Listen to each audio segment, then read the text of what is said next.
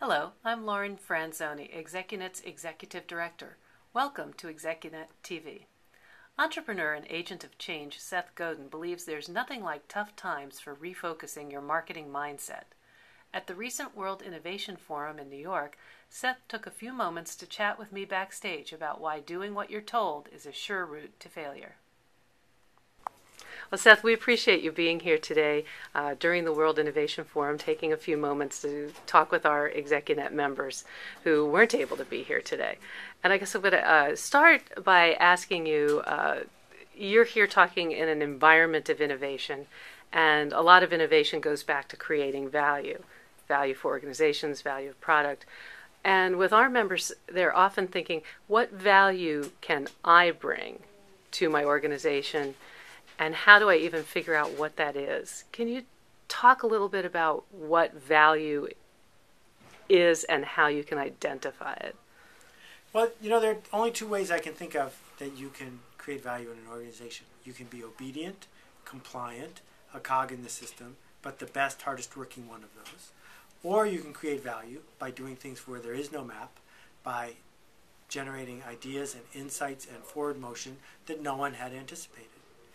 It used to be, in a factory setting, Ford Motor Company 1933, that the first kind of obedience, the first kind of value, was very highly valued. That the person who could make the stuff ship on time and just repeat what they did yesterday, but a little more efficiently, was extremely valued. But imagine that that's a curve, and it keeps decreasing in incremental value. Now, there's a surplus of compliant workers. There's a surplus of competent people. There's a surplus of people who are obedient. There's no company in America that needs more obedience from its employees. That where you add value is by going in the other direction, by working without a map, by creating insights that no one expected, by doing things for the first time, by taking those sorts of things that feel risky. So the challenge here is this. You said this is an environment of innovation. It really isn't. It's called an innovation event. But most people come here to hide from innovation. They have innovation departments to hide from innovation. They try to slow innovation down, water innovation down, make the edges a lot rounder because it feels safer. But in fact, it's the stuff that ships from your competitors that would never have shipped from your company that changes the market. Someone is out there who's going to undo your sacred cow. Someone's out there who's going to take away your market share because they're doing something you don't have the guts to do. That's how you add value. You add value by creating a culture and by shipping products that change people for the better, even if it makes people uncomfortable at first. What's that culture like, and how would it be evidenced in an organization?